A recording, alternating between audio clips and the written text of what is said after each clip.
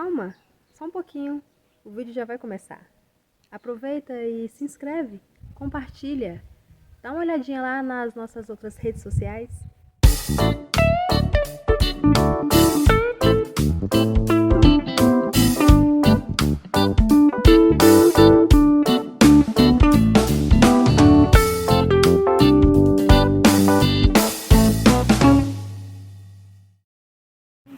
Eu tenho uma responsabilidade gigantesca para com a palavra.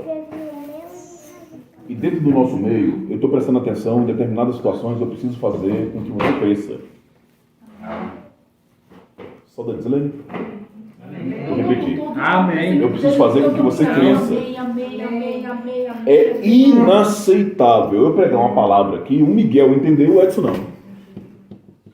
O Miguel deveria, o Edson deveria estar ministrando para o Miguel. Então, e nós estamos com uma tonelada de vícios que tem nos prendido. Por exemplo, é muito fácil eu não querer prestar atenção na ministração que está tendo aqui hoje, porque está sendo gravada, sexta-feira eu vou estar lá no canal e assiste. Então, aquela capacidade que nós tínhamos de nos concentrar aqui agora, de entregar um pouco mais da gente para Deus, a gente abre de mão, entra num trem diabólico que nós colocamos o nome de zona de conforto e a gente fica aqui sem oferecer nada para Deus. Exemplo prático meu. Quando eu fui trabalhar na editora de livros no ano 2000, 5 meses depois, a diretoria, com todas as filiais espalhadas pelo Brasil, tinha 256 telefones, com seus respectivos nomes. 4 meses depois que eu estava trabalhando lá, quando eu precisava falar com alguém em Manaus, eu sabia com quem, qual era o telefone da pessoa. Quando a Gislene me conheceu, ela ouvia isso dentro da empresa no meu respeito. A Bíblia, um livro geralmente tem um ISBN, que é um código de barras atrás. Nós tínhamos 1000 e poucos títulos. A pessoa me falava o título e eu falava os números que estavam lá atrás do ISBN de cada livro. Cada livro, um código de barra diferente. Eu sabia de tudo isso. Eu estou falando dos telefones da empresa, porque dos meus amigos eu sabia de todos. Todo mundo que eu precisava ligar, eu sabia o número. Aí eu comprei um Nokia 6120. Achava a coisa mais chique do mundo. Você lá no Nokia, você coloca o seu número e coloca lá Paulo. Você lá vai, acha o nome do Paulo, clica em cima. Qual é o número? Você não sabe. Você precisa ligar para o Paulo. Você não precisa mais do número dele. É verdade. Um dia desse eu caí em casa, passei mal de madrugada.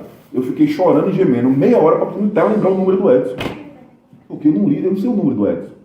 Eu forçando a minha mente, lembrei que a fotinha dele no telefone e consegui lembrar o número e liguei para o Edson. No telefone. Pois é. A minha esposa, se brincar, não sabe o meu de cor ainda. Um dia desse não sabia. Pronto, menos do que isso. Ela não sabia o número dela. Porque ela não colocava crédito no dela, ela fala, coloca crédito no celular, telefone celular, e o único momento que a maioria de nós fala o nosso número é quando vai colocar crédito. Mas isso é aceitável, porque a gente Quando- liga pra nós. Pois é. Quando não tem plano, porque aí Né? o plano ele vai botar Meu, mensal e você não precisa lembrar. Então preste atenção. A nossa mente está acovardada, está acomodada nisso. Treinada nesse negócio. Treinada em não fazer nada. Isso é verdade. A gente coloca, o Paulo gosta muito de anotar. E muitas das vezes, se você não tomar cuidado, como a Dalvânia falou, essas anotações são distrações para você. A grande maioria das suas anotações você não volta para poder revisar. Pode ser um gatilho para a preguiça que você vai desenvolver ou está desenvolvendo, se a gente não tomar cuidado com respeito a isso. Estamos entendendo? Está me entendendo? Todo mundo entendendo a facilidade? Sim. Então o Cleiton, a partir de agora, vai trabalhar para martelar esse negócio. Para bater ferozmente em cima disso. Para que a gente abra mão dessa letargia mental. Não é diabo, o nome disso é preguiça. Não é diabo, o nome disso é comodismo. É nós mesmos que não queremos. Nós não queremos endireitar. E aí o que acontece? A gente vai lá e se prepara para poder ler a Bíblia. Aí começa. No princípio, criou. Já parou? Não faz parte da sua importância, não faz parte do seu prazer, não faz parte do seu bem-estar, não faz parte das suas prioridades. Como a Dalvânia trouxe aqui agora. Não é a nossa prioridade as coisas de Deus. As coisas de Deus deveriam ser as que mais nós nos importamos. Então você não consegue ficar 3 segundos lendo a Bíblia, mas pega uma série do Netflix, com não sei quantas temporadas, cara, o cara não vai no banheiro, o cara não pisa, o cara não come, o cara fica lá vidrado naquele negócio. Então tá errado. Então hoje eu tenho 2 palavras para poder trazer, para poder iniciar essa nova era, essa nova esfera. A primeira, 2 de Coríntios, capítulo 12. Essas duas palavras é uma só. Eu falei duas, mas vai acabar no final sendo uma. Porque no fundo, nós vamos falar sobre aquele machado da estrutura de Eliseu. 2 Coríntios 12. 2 Coríntios 12. Eu vou precisar... Cristiane, faz um favor de gentileza para mim. Abre a sua Bíblia em Isaías, capítulo 41, versículo 6. Deixa o dedinho aí, vou precisar que você leia esse texto. Diz Eclesiastes, capítulo 4, versículo 12. Você, por favor, 12, 13 de Romanos. Romanos 12, 13. Você quer ler também? Eclesiastes 4, 12.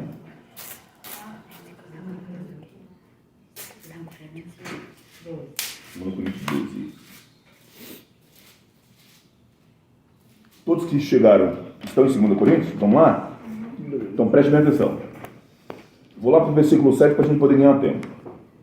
E, para que não me exaltasse pela excelência das revelações, foi-me dado um espinho na carne. Paulo tinha um espinho? Sim. Não. Não, foi dado. Foi dado. Ele não tinha espinho. Foi dado. Foi dado a ele um espinho na carne. Aí ele vai explicar qual é o espinho. A saber, um mensageiro. O que é um mensageiro? Anjo. É um homem de carta. Muito bem. Um enviado. Mas numa linguagem espiritual, nós temos uma figura na Bíblia do mensageiro que é um anjo. Então, um anjo de Satanás. O que é que esse anjo de Satanás fazia com Paulo? Por que esbofeteava Paulo? A fim de que ele não se exaltasse. Na excelência das revelações. Qual é o espinho da carne de Paulo?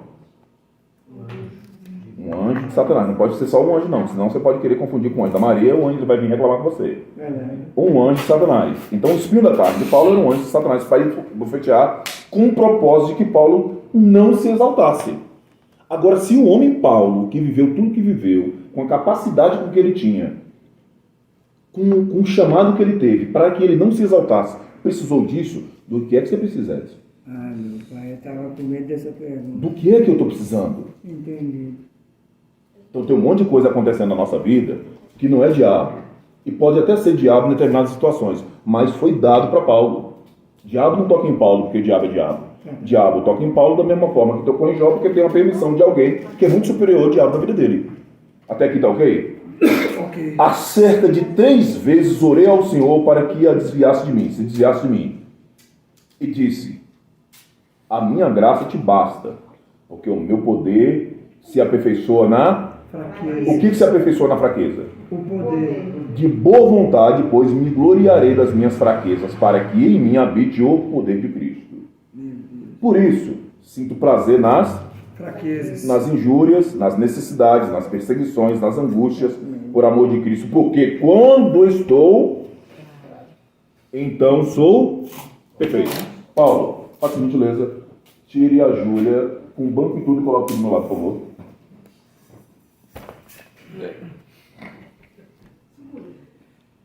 Segura, Júlia, segura na cadeira aí. Isso. Perfeito. Até aqui, ok. Agora você vai aplicar o que Paulo fez e tira a Rebeca de lá e coloca aqui. Tem chance. Porque você é forte quando você está fraco. Aqui foi o seu limite. Aqui foi a sua força. Você precisa de algo que você não tem para poder fazer o que eu fui te pedindo para você. E o que é? Trazer a Rebeca e colocar ela aqui. Da mesma forma que você trouxe Júlia. Paulo está dizendo que quando ele está fraco, É que ele está forte. então você está fraco na situação que eu te apresentei. Você tem condições de trazer ela para cá. Como? Lê o versículo bíblico. Isaías. Escuta, presta atenção. Isaías 41:6.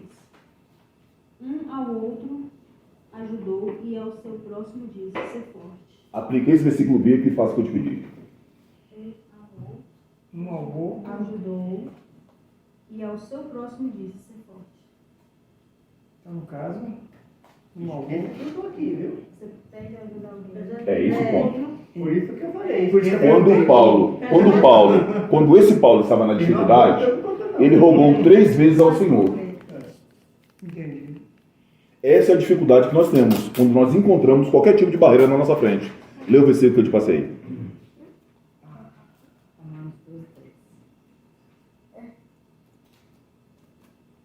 Comunicai com os santos nas suas necessidades. Perfeito. Segue a hospitalidade. E aí? É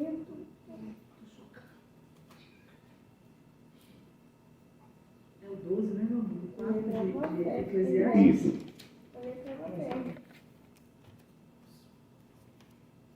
Dois homens podem resistir a um ataque que derrotaria um deles se estivesse sozinho. Uma corda de 3 cordões é difícil de arrebentar. Então vamos lá. Na hora que eu pedi para você te trazer ajuda para cá, teve dificuldade? Não. Precisou de ajuda? Não. Mas No caso da Rebeca, sim. você parou. Entendi. Eu não fui buscar ajuda. Você parou. Quando você viu a dificuldade, você simplesmente parou. E aonde é que está a manifestação de Deus aqui no nosso meio? É esse o ponto. Se tem determinadas coisas que para mim é um limite, para a senhora não é. Sem exibicionismo. Quem é a pessoa mais forte aqui da sala? O Senhor. Sem exibicionismo. Quem é o mais fraco? É o Paulo. Não precisa. Não, é o Paulo. Não precisa colocar as crianças. Eu acabei de Eu acho que é o Paulo ainda. Olha aqui. Será? Então, nesse ponto específico, é necessário ter visão. Entendi. É necessário estar atento à palavra de Deus, estar atento à vontade de Deus. Porque Deus pode me mandar fazer determinadas coisas para cumprir o propósito dele na terra, que eu vou necessitar da ajuda do Edson. Mas o Edson não vai fazer o que Deus me mandou fazer. Mas o Edson pode ser um ajudador. Como Paulo disse 1 tonelada de vezes, meus cooperadores. As epístolas de Paulo está lotada disso. Verdade. Agora faz sentido. Pegou? Peguei. Então nós temos uma linguagem espiritual que também comunica dentro do campo da nossa matéria, que nos estrutura como igreja, que nos estrutura como família.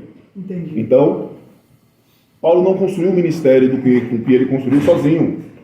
Certo. Você escuta ele falando de Tito, você escuta ele falando de Lucas, você escuta ele falando de João Marcos. Manda-me João Marcos, porque agora para mim ele é útil. E nós temos vou usar o termo mesmo, a malignidade de querer construir para Deus as coisas somente segundo a nossa força. Então, tudo que Deus me pede, que é para fazer isso daqui, eu faço me exibindo. Quando Deus me pede para fazer isso daqui, Deus não falou comigo. Eu preciso de confirmação. E no caso da Rebeca, tem que confirmar muito. Né? 2, 3 confirmações não dá. Já que Paulo orou 3 vezes, para mim tem que ser mais. De 6 ou 7, 10, alguma coisa assim. Até aqui nós conseguimos entender? Dentro disso que nós acabamos de aprender, está escrito aquela situação de Eliseu com a história daquele machado que afundou. Conseguiu ver? Vamos falar de machado. O pessoal foi lá com a rapacete de João Batista, quando João Batista estava batizando. Certo. Os fariseus estavam reclamando que eles eram filhos de Abraão. E por isso eles não precisavam passar pelo batismo. Por isso eles não precisavam receber o Messias. João Batista pegou e falou para eles, olha, o machado está posto à raiz da árvore. Estava falando da árvore? Não. Estava falando daquele povo que estava dizendo que já eram filhos de Deus, porque eles reconheciam Abraão como pai. Meu Deus. E continuou o texto dizendo, toda árvore que não der bons frutos, não é fruto não, porque fruto está fácil de dar. Não deu bom fruto, É cortada e lançada ao fogo pelo próprio Senhor. pois é. Jeremias capítulo 50, a partir do versículo 26, Deus está quebrando o pau, revirando tudo. E de repente ele fala assim, vós sois meus machados. Está se referindo isso a Judá, está se referindo isso a Efraim. Que aquelas tribos que tinham suscitado de Jacó naquele momento eram machado de Deus. E ele vai completar essa história lá em Oséias capítulo 5, naquele versículo que a gente gosta de citar, metade dele nunca completa. Sigamos e prossigamos em conhecer o Senhor. No versículo 5 ele diz assim, eu vos destruirei pelos meus profetas. As minhas palavras na boca dele vos matarão. A palavra de Deus mata. É por isso que lá em Hebreus ela é comparada a uma espada de 2 gumes, capaz de penetrar a divisão da alma e do espírito, na junta da nossa, juntas e medulas. E o texto segue dizendo, Miguel, que ela é apta para Discernir os pensamentos e as intenções do coração. E aí nós vamos para a 2 de Reis, capítulo 6. E a Monique me dá um copo d'água, porque hoje você vai ouvir um versículo em espanhol nessa casa. Em nome de Jesus. Segunda Reis. Dê um copo d'água para mim, Monique, por favor. Tá pegando.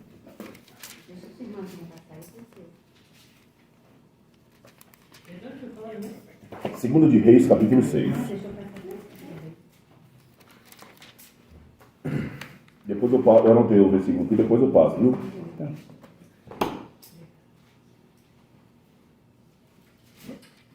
Segunda de Reis 6. Não, depois eu pergunto. Não, depois eu passo o versículo. Não, não é isso, não. É outra coisa. As coisas mais... Ô, bonito, até o copo veio bonitão, nem consegue. Vamos lá. Começa assim não. Vamos ouvir esse versículo em espanhol. Oh, glórias! É de Deus, sim, sei. O Miguel estava lendo em espanhol lá em casa agora antes de vir para cá. Caraca. Todo errado, mas lindo.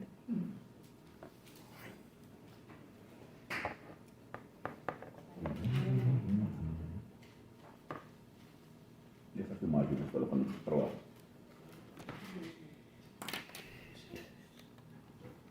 Que tiro foi esse? Segunda Reis, capítulo 6. O versículo 1, lê o primeiro versículo para a gente ver. Los hijos y los profetas dijeron a Isso mesmo, Eliseu. Eliseo, mira, el lugar en que vivimos contigo es estrecho para nosotros. Perfeito, vamos lá. E disseram os filhos dos profetas a Eliseu: Eis que o lugar em que habitamos onde? Diante da tua face. Preste bem atenção, os filhos do profeta habitam no lugar e tem uma referência desse lugar, que é a face de Eliseu. Essa linguagem mudou no Novo Testamento, que colocou esses profetas nos pés. Lembra? Sim. Que a Paulo foi formado nos pés de Gamaliel, a referência é a mesma. Então eles habitam no lugar onde eles têm Eliseu como professor, como mestre, como profeta, que direciona, que ensina dentro de uma das escolas que foi formada por Samuel e que chegou até Davi um pouco à frente. Então a dinâmica dos filhos do profeta eu já comentei isso numa outra vez, não sei se vocês lembram, eu dei até o tema de falando que nós precisamos fazer crescer o lugar que nos faz crescer. Isso tem 4 anos.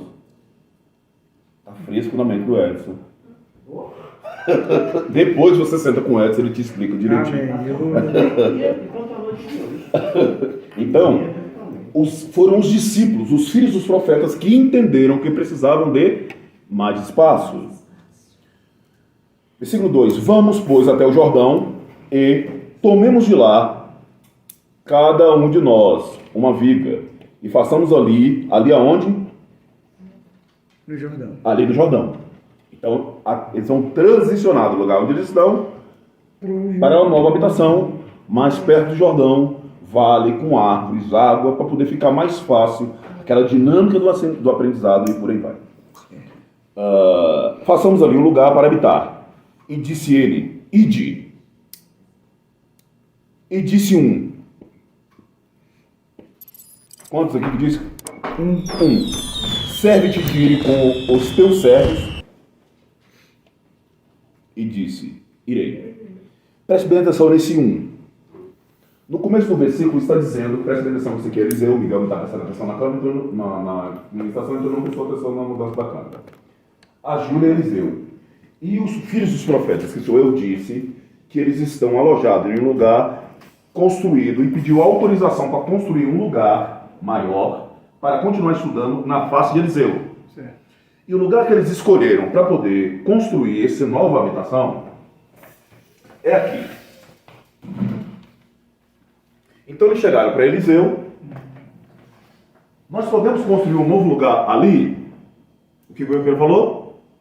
Sim. Sim. Então a ideia dos discípulos é todo mundo fazer e vir para cá. E vir construir. Só que tem um detalhe. Esse lugar só funciona se aquela face estiver aqui. Não é na face do profeta que tem que estar no ambiente? Então, de que adianta a gente construir um lugar novo, uma casa nova, com um prédio bonito, com tantos andares, com uma elevadora, se a face daquele que ensina não está aqui? Deus! Eu não sei em que momento dessa transição se tocou. Meu Deus! Anônimo. E só um. Aleluia! Vai custar caro. Sustentar o Senhor daqui para lá, o Senhor e seus profetas, vai custar caro. Talvez eu precise da ajuda do Edson, um pacote de feijão do Edson, um pouco da Cristiane, né? Mas é que só vai dar certo o que nós estamos vivendo aqui porque está na sua face. Se a gente for construir lá sem a sua face, não vai dar certo. Por mais que a gente consiga construir. Para construir um lugar, nós damos conta. A gente vai lá, tira madeira, resolve.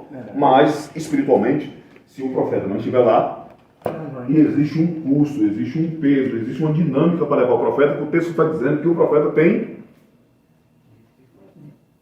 discípulos, servos junto com ele. É estranho pensar num discípulo que... Porque você lembra do texto de Josafá? O negócio da guerra, 3 vezes, 7 coisas e tal. Quando Josafá se viu em perigo aí, tem algum profeta aqui, um discípulo, alguém, um anônimo, lá dentro do reinado de Josafá, fala assim, olha, nessa terra tem Eliseu. E qual era a referência que ele tinha de Eliseu? Aquele que deitava água nas mãos do profeta Elias. O que é que aquele exército precisava? Água, porque o gado estava morrendo de sede.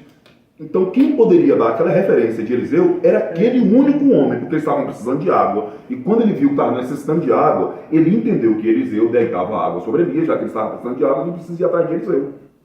Foram. Josafá entendeu que ele era um homem de palavra. E você termina a dinâmica do texto, a água alimentou o gado, e a palavra levou eles à vitória na guerra. Entendemos?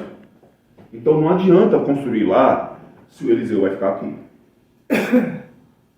Paulo, pega o Eliseu e leva para lá. Você dá conta? Pegue os servos de Eliseu e leve junto. Você dá conta? Não. Mas o que você faz numa hora dessa? Peço ajuda. Edson, Cristiane, Cristiane.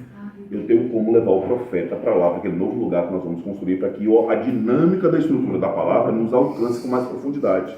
Eu consigo levar o profeta, mas a mala do profeta, os discípulos do profeta, o livro do profeta, eu não dou conta. Tem como você me ajudar nisso? E você constrói lá. Até aqui tá ok? Ok. Até aqui tá bom? Então, e disse um, serve-te ires com os seus servos, e disse, eu irei. E esse um tem uma dinâmica tão grande, e preste bem atenção no que eu vou falar, isso aqui sou eu pensando, porque quem perdeu o machado na água também foi um. Tão anônimo quanto esse um. É a minha ousadia que me coloca a pensar que talvez seja a mesma pessoa. É a minha ousadia, mas deixamos isso para um outro momento. Amém. E foi com eles. Chegando eles ao Jordão, cortaram madeira. E sucedeu o quê? Derrubando um deles uma viga, o ferro caiu na água e clamou e disse, ai meu senhor, ele era emprestado. E disse o homem de Deus, onde caiu? Mostrando-lhe o lugar, cortou um pau e lançou ali e fez flutuar o ferro. As versões decimais está machado mesmo. E disse, levantou. Então ele estendeu a tua mão e o tomou. Por que machado? O machado vai chegar onde? Raiz. Ninguém corta a raiz de árvore com machado. Machado, você tem um alcance de 20 centímetros do tronco, do caule da árvore para você trabalhar e cortar. Para você lidar com as raízes, você precisa de um outro tempo para poder tirar as terras e talvez depois você consiga lidar com o machado ali. A referência que ele está usando desse machado, aponta para a palavra. Ou como eu gosto de trazer uma outra realidade assim, mais perto da gente, a senhora trouxe um machado osso para esse culto quando a senhora trouxe o louvor. A Dalvânia trouxe um machado quando ela lidou com a oração aqui hoje. Lidou com a oração aqui hoje. O versículo bíblico, que foi toda a dinâmica que nós estamos trazendo, faz parte de um machado para a estruturação da realidade desse culto. Porque nós necessitamos, impreterivelmente, sermos árvores que produzam bons frutos em Deus, das quais, sem a dinâmica da palavra e sem a dinâmica do ensino, nós não vamos conseguir lidar com isso. E quem é que precisa estar atento para a expansão dessa realidade do ministério do ensino, por assim dizer? É você que está aprendendo. O que é que você pode fazer quarta-feira para que a gente possa aprender um pouco mais? O que é que você pode fazer na quarta-feira que vem para que a gente possa aprender um pouco mais? Cristiane, o que é que na quarta-feira que vem, dentro desse culto, possa ser feito para que a gente possa aprender um pouco mais? Durante muito tempo, todos nós fomos construídos com machados emprestados. Você não sabia o tanto de Bíblia que você sabia hoje. Você não sabia orar, não sabia cantar. E tem muitos de nós que até canta, mas não sabe. Tem muitos de nós que até ora, mas também não sabe. E para piorar, todos nós pregamos sem saber. Com machados emprestados. Que na mão de Deus também tem a sua validade. Porque a proposta do machado não diz respeito à funcionalidade na sua mão, mas na mão de Deus. Ele não quer machado para que você continue a cortar vigas. Ele quer machado para poder trazer purificação dentro dessa realidade da qual nós estamos vivendo. E se amanhã você não der bons frutos, não fique você pensando que esse machado de Deus não há de cortar as suas raízes. Vai fazer. Vai fazer. Ponto importante nisso. Você conseguiu entender que quando há cooperação, há crescimento? Tanto na dinâmica de 2 Coríntios capítulo 12, quanto aqui, a estrutura é a mesma. Não está fácil pensar nisso? Então, a partir do momento que eu ajudo o Paulo, a gente consegue crescer. Só que na nossa mentalidade humana, parece que existe um demérito na ajuda. Principalmente em pedir ajuda. E é o oposto no que diz respeito a isso. Principalmente no que diz respeito às coisas de Deus. Então nós conseguimos entender que dentro da cooperação mútua, nós conseguimos crescer.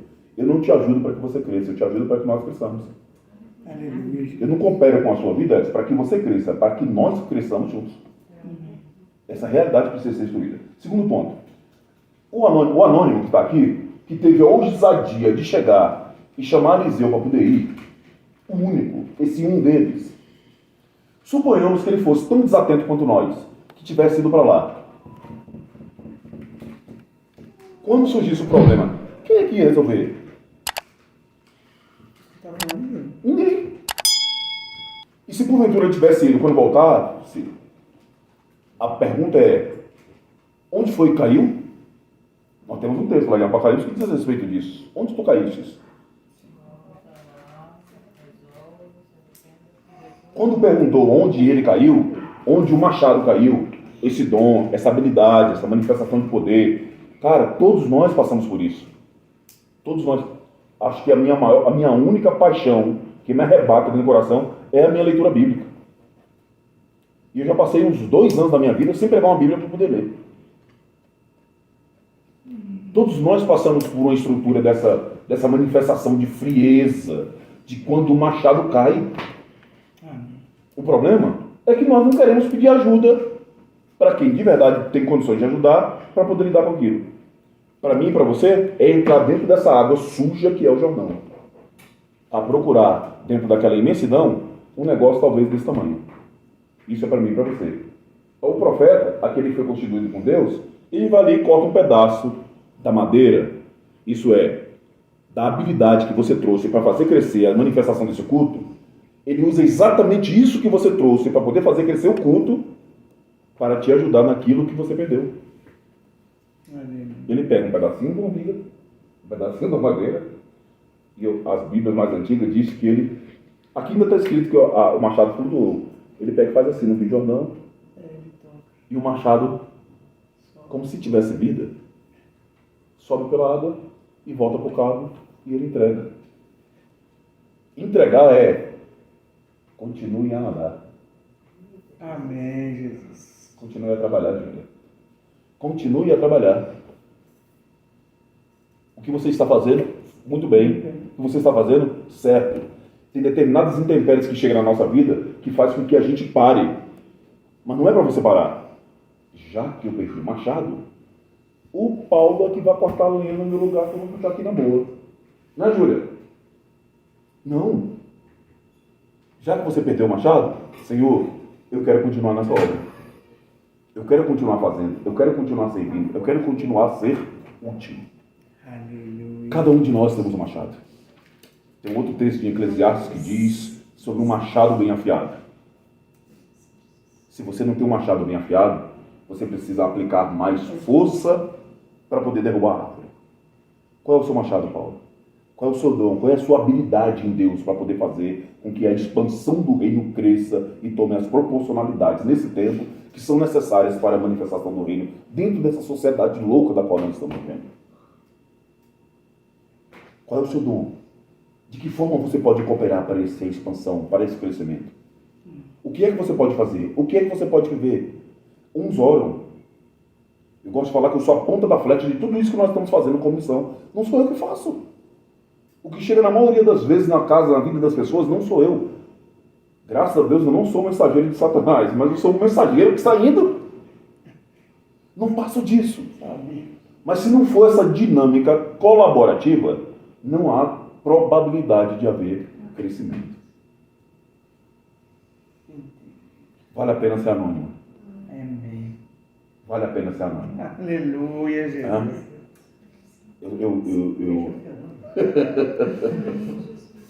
Uma das Todos nós, por favor. da sequência da ministração de domingo é que quando Jesus entrou em Jerusalém, ele estava em cima de um jumentinho. Certo. Aí mete o homem. E todo mundo prestou atenção no jumento. Por que prestaram atenção no jumento? Não, porque tinha um Jesus em cima dele. Sem Jesus em cima daquele jumento, ele é um jumento como qualquer um outro jumento ali. Por que Jesus presta atenção nesses jumentos que estamos aqui? É só o Jesus aqui dentro, cara. Porque sem Jesus em mim, eu não passo de um jumento, como qualquer um outro jumento. Talvez a mãe daquele jumento estivesse lá exibindo o filho para outra jumenta. Olha lá, meu filho. Olha o povo ovacionando ele. Olha lá. Olha o povo colocando as vestes para o meu filho passar. Meu filho venceu na vida. Não venceu. Ele só está vivendo aquilo porque Jesus está em cima dele. Paulo, seu ministério não é nada. O que você é ministerialmente, nada mais, nada menos é do que a manifestação de Jesus dentro dele. Saiu Jesus, acabou, ficou só Paulo. Ficou só Paulo. Se brincar, e bem brincadinho, ele olha assim de longe, é melhor voltar. Se eu sair aqui um pouquinho dá ruim. Então, é esse anonimato que o Senhor está rogando de cada um de nós. Um anonimato com sabedoria. Um anonimato com sabedoria e inteligência espirituais, como o próprio Paulo escreveu lá em Filipenses, no capítulo 1. Sabedoria e inteligência espirituais. Porque foi sábio construir um outro lugar para poder crescer o ensino? Foi. A proposta e a preocupação que eles estavam tendo desse lugar de ensino, desse poder de Deus para poder tirar as heresias, os ensinos errados, não foi sábio? Certo. Mas só um tinha sabedoria espiritual para poder lidar com aquilo. Se o profeta não for com a gente, isso aqui não vai dar certo. Se a gente não levar o profeta e não levar a dinâmica com que faz que esse profeta exista, também não vai dar certo. Estamos faltando isso. Essa colaboratividade. Dentro das empresas, nós fazemos de tudo. Dentro do nosso emprego, dentro da faculdade, do trabalho da escola, que os meninos querem fazer, etc. coisa e tal. Talvez a Monique, os meninos aqui, e sejam hábeis. Vamos fazer uma dinâmica, fazer um desenho, colocar lá de casa, fazer desenho, caligrafia, coisa e tal. Beleza. Pede para pegar um pano que está lá fora, que parece que o mundo está se acabando.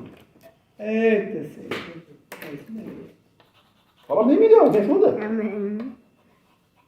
Cai não, Júlia. Entende? Então nós temos colaboratividade para poder fazer aquilo que nós queremos, aquilo que nos agrada, aquilo que nos infla, aquilo que nos dá visibilidade, não para dinâmica. Então, seja fraco. Aprenda no momento de dificuldade. Chegar para o outro, me ajuda aqui. Foi você que recebeu a ordem de Deus, foi você que recebeu a palavra de Deus. O outro não vai fazer aquilo que você tem que fazer, mas ele pode cooperar contigo para que você o faça. Eu não vou fazer propaganda do canal da Missão Ressignificar. Eu tenho uma ministração lá chamada qualquer coisa, enfim. Porque ele explica, e eu explico falando sobre a dinâmica de Elias, porque oi? Pode ter sido, eu não recordo agora. Porque a mentalidade do pastor, e vocês têm ouvido muito isso, Deus tem algo melhor para você na sua vida. É verdade. Você precisa ir além do que eu tenho ido. É verdade. O cara ruim de Bíblia aqui tem que ser eu. O cara que ora pouco, o cara que jejua pouco, o cara que lê pouco, o cara que sabe pouco, tem que ser eu. Eu já entendi. O pastor é o inferior no meio de tudo isso. Não é o superstar, não é o bambambam. Então a minha missão pastoral é fazer com que cada uma das ovelhas atinja o máximo do seu potencial. Para Deus e não para mim. O último. E quando essas ovelhas saírem, outras virão. E por aí essa dinâmica vai acontecendo. Entendemos assim? Conseguimos entender aqui? Então preste bem atenção. E eu quero chamar a sua atenção para um outro ponto. Quantas vezes nós já lemos esses dois textos? Eu não tenho nem palavra. Sejamos francos. Não está fácil olhar para a Bíblia e ver que a Bíblia responde a Bíblia. Verdade. O que é que está nos cegando, gente? Eu amo o próprio português. Cada um de nós estamos com algum tipo de limitação, porque nós estamos abrindo a Bíblia, estamos olhando os textos que deveriam ser tão claros pelas jornadas que nós já temos em Deus, e eles têm nos trazido confusão, Obscuridade. Né? tem nos deixado espantados como leitores da Bíblia pela primeira vez. Que tipo de intimidade é essa, de verdade, que nós estamos tendo com Deus? Que as coisas dele estão nos espantando. Vou usar uma outra palavra? Que as coisas dele estão nos assustando. O que é que está acontecendo conosco? Nós precisamos voltar com pressa às Escrituras. Pedir perdão pelos nossos muitos pecados e pedir que o Espírito Santo venha entrar dentro dessas córneas para poder ler com os olhos dele e trazer no nosso entendimento com sabedoria e inteligência espiritual para que nós nunca mais sejamos como nós somos e estamos nesse momento. Não pode ser uma leitura superficial.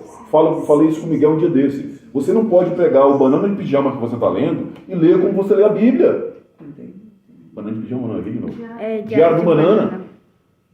Então, quando você vai ler o de banana de pijama, você senta lá no sofá, Diário do Banana. Enfim. Você senta lá de qualquer jeito, com o pé pra cima. Mas quando você vai pegar esse negócio aqui, cara, você tem que fazer uma oração antes.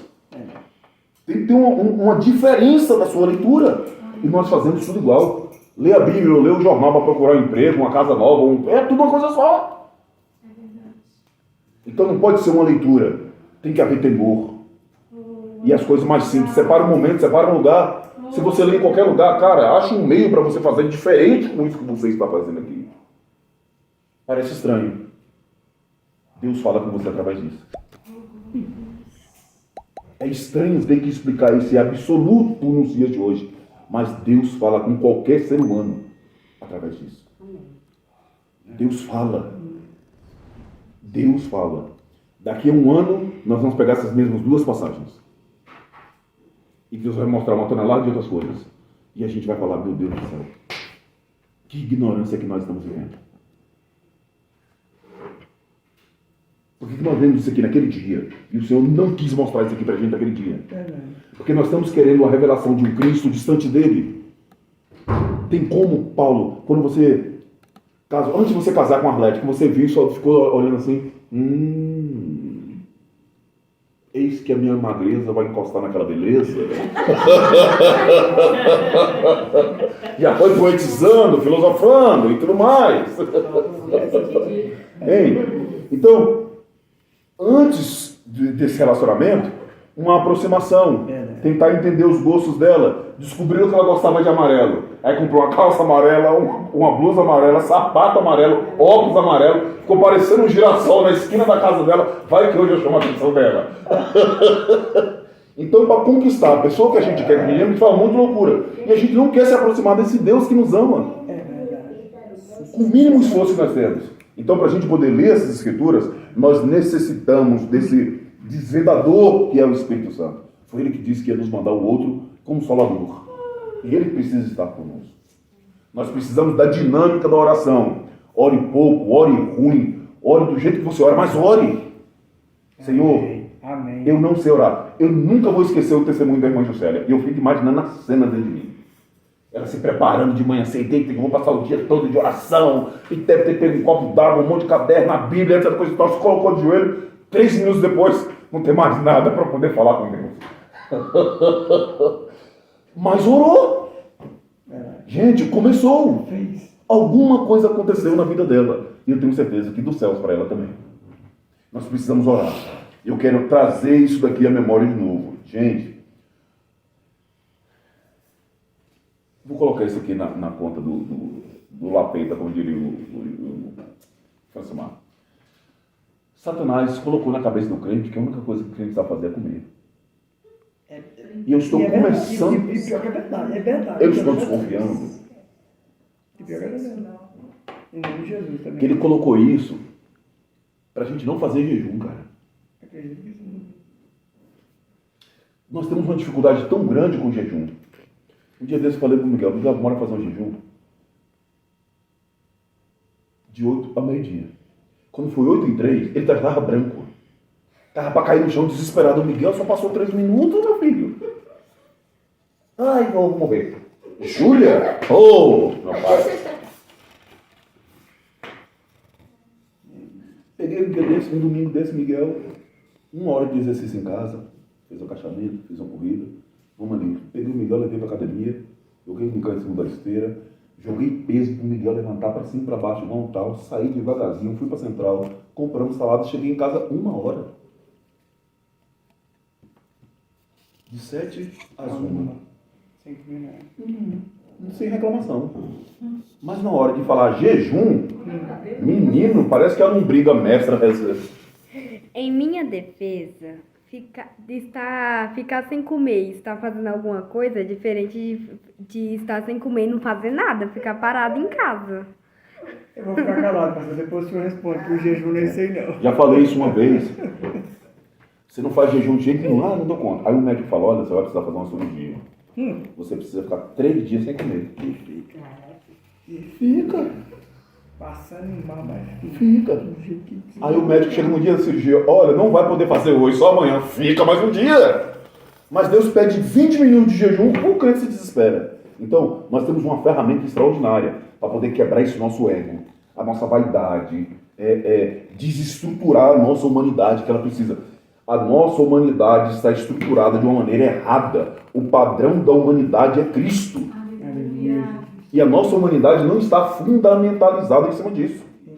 O que é que nós estamos querendo viver com o cristianismo? Por que essa estrutura está desse jeito? É a falta do ensino bíblico. Porque na hora que o ensino bíblico chegar, que a gente tiver estruturações de que verdade isso aqui está alcançando, vai acontecer o que nós vimos aqui. Os discípulos, os filhos dos profetas vão querer que expanda, que aumente isso daqui, porque estão vendo o resultado da vivência da palavra em verdade no meio deles. E todos nós, na mão de Deus, somos machado. Amém. Ou você é machado, ou você é árvore. Se você é árvore, passe meio de entregar e apresentar bons frutos para Deus. Porque senão, eu, machado, vou chegar na raiz da tua árvore. E eu chego com uma facilidade na sua. Com o braço só eu resolvo parar. Tá fácil de resolver isso aí. Vocês estão rindo, mas eu entendi, viu? Que ele tá, eu já sei o que o senhor está falando, eu entendi. Não é isso aí, não. Vocês estão entendendo? Então, em nome de Jesus, que vai nos resgatar a única salvação que nós temos, a única esperança que nós temos, a única verdade que nós temos está aqui. Amém. Se eu precisar de eu vou ser mais dinâmico nisso para não gerar uma interpretação equivocada. Nós precisamos de determinadas situações para poder entender a Bíblia. O Miguel está fazendo uma leitura na minha versão bíblica agora. Ele estava lendo a nova tradução da linguagem de hoje. Quando ele pegou a minha Bíblia para ler, ele descobriu que nunca tinha lido o Evangelho de João ainda. Então ele precisa ler um versículo 2 para pegar no dicionário, porque tem um monte de palavras lá que não é do conhecimento da idade dele. Então ele precisa de um dicionário como recurso para poder entender melhor a Bíblia. Mas o dicionário não pode interpretar a Bíblia para ele. O que interpreta a Bíblia é a Bíblia. E como nós somos leitores rasos, nós nunca vamos conseguir entender o que a Bíblia quer dizer se a gente só conhece um pedaço dela. Porque a interpretação... O versículo que você citou agora de Abraão, da justiça de Abraão, não está em Gênesis. Está lá no Novo Testamento. No mesmo lugar que diz que Deus revelou o Evangelho para Abraão. Evangelho, boas novas. Todo mundo acha que o Evangelho, Mateus, Marcos e João. E Deus revelou o Evangelho para Abraão. Então, se a gente lê Bíblia por metade, nós nunca vamos chegar nisso. Por que nós lemos Bíblia pela metade? Porque a gente só quer metade da solução das nossas vidas. Porque no dia que a gente quiser viver isso de completo, tudo isso daqui vai começar a fazer sentido para a gente. Amém? Então, que o Senhor te abençoe, que o Senhor vire chaves dentro do seu entendimento, dentro do seu coração, que o Senhor toque no mais profundo da sua alma, no mais profundo da sua existência, que o Senhor venha ministrar sabedoria e inteligência espiritual na sua mente, na sua vida, para que nunca mais nenhuma palavra saia de você, seja roubada de você porque você não entendeu. Que o Senhor libere do mais alto e sublime céus essa palavra fresca cada vez mais sobre a sua vida. Que possa ser a pessoa mais simples do mundo ministrando a palavra de Deus, mas que ela venha ser carregada de uma revelação profunda. Que o abrir da sua boca possa destilar a doçura e o mel que é a palavra de Deus. Vou declarar isso na tua vida como voz de Deus aqui. A palavra de Deus não é difícil. A palavra de Deus não é confusa. Não é difícil de entender. A palavra de Deus ela é deleitosa, ela é prazerosa. Ela é capaz de instruir o homem na verdade e na justiça. Que o Senhor te abençoe, te guarde, te proteja cada vez mais. Em nome de Jesus.